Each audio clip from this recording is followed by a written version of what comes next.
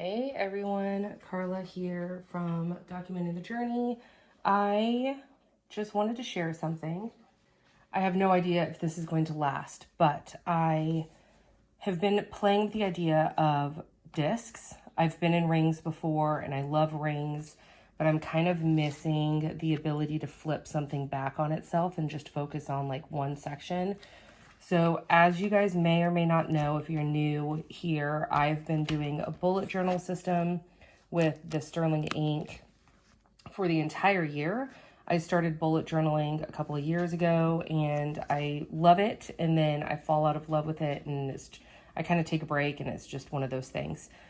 So I've been playing the idea with discs and a friend of mine was like, well, how about the HP Mini? Because it's so similar to the B6 size that you're already in. And so I kind of started looking around at it and trying to figure out exactly what I think would work.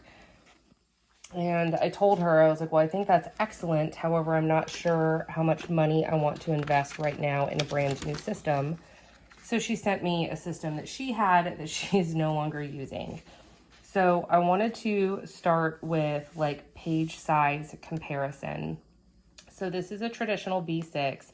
This is the Sterling ink 520 page gilded edge bullet journal, just the plain grid journal. It does not have the common planner. So I started with a common planner, but I ended up moving into this. But this is your B6 size page. So the page itself is extremely comparable in size. However, you have to think about the space because you are going to be removing a little bit of functional space because of the disc punches. But overall, it's a very comparable size to the actual B6 page.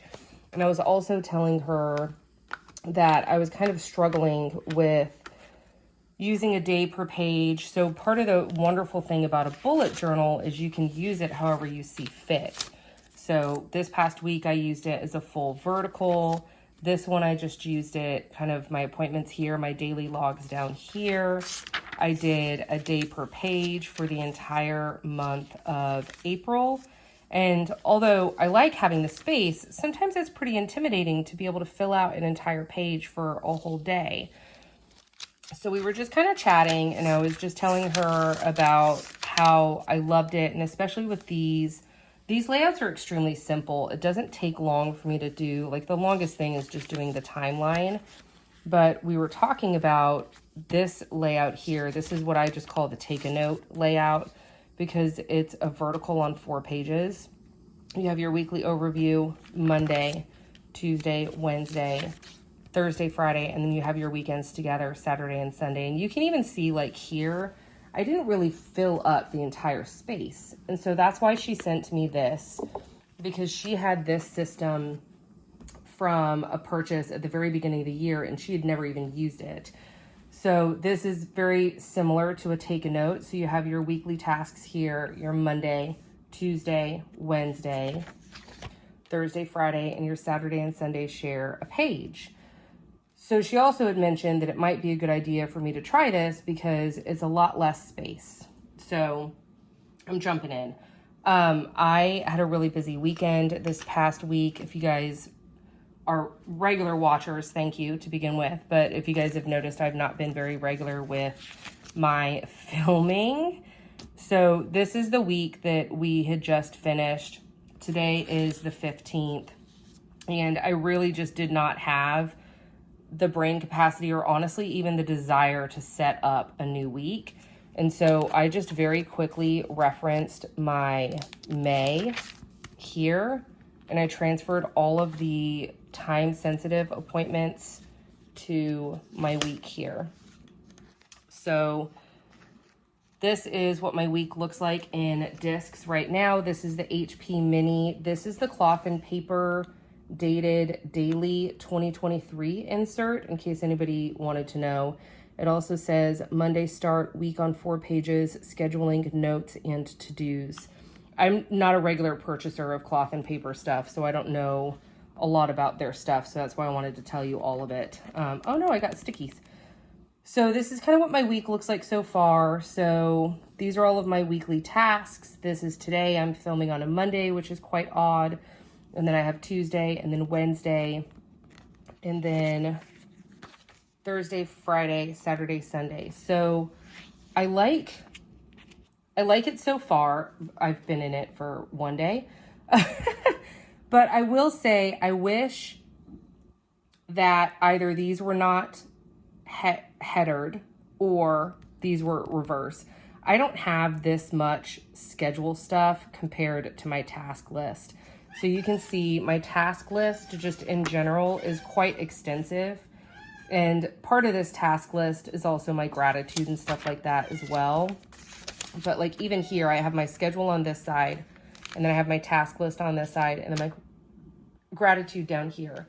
So you can see just the difference in my tasks versus my schedule. So I don't have a very big need for such a large schedule versus I need more tasks, mainly just because I'm extremely detailed when I write down my tasks. Like I have 1, 2, 3, 4, 5. Is that really 1, 2, 3? So I have 5 tasks that I could possibly do. Luckily, I can write pretty small. So I've squished 2 tasks into one kind of area here. Another thing that I did do is I divided out the agenda section with a schedule, and I put in all of my work appointments down here as well. So that was going to help kind of keep me on track also. So that way, maybe I don't have to have a separate work planner. I don't know. I still have to have a separate work notebook because I just have a lot of projects and notes and whatnot. And then you've got a memo section down here. So the top section is kind of unlabeled and unlined. And so right now I just put in like today is my daughter's birthday. The later this week is my nephew's birthday. I have a friend's birthday. I might also like track the weather up here. I'm not sure how I'm going to utilize the top quite yet. Again, it's been a day since I've been in here. But yeah, so I just wanted to kind of share and just let you guys know what I was trying. I'm not sure if it's going to work out. I did also order some blank pages from Handy Forms, and I got the blank with absolutely nothing on it for this size that are already pre-punched. I got a dot grid and I got a grid because I think what I can do is I can double this as a work planner. So because I started this in May, I can take out all of this because it's unused. I've also considered, because these dates are so very small on here, I've also considered just ignoring this, but redating each one so I can have an entire day for work in addition to my personal planning back here. Granted, that will chunk it up quite a bit, but luckily I don't have to keep my work as much as I have to keep kind of like my personal planning together in one book is what I mean. But with all of those blank pages, I'm really looking forward to having those in here as well, because that way I can kind of flip back and forth and make my notes and do all of my stuff back there in those blank dot grid or graph pages also. So I will have to definitely play around with the monthly. So my monthly view is my most widely used view in every planner I own, regardless of whether it's a bullet journal or pre-made planner. I'll be honest, like my monthly view is so widely used, I need a 7x9 monthly. But my other pages need to be so much smaller, so it doesn't quite work for me very well. So I drew out my May monthly, and I utilize all of the space around it as well. But my boxes are quite large compared to these.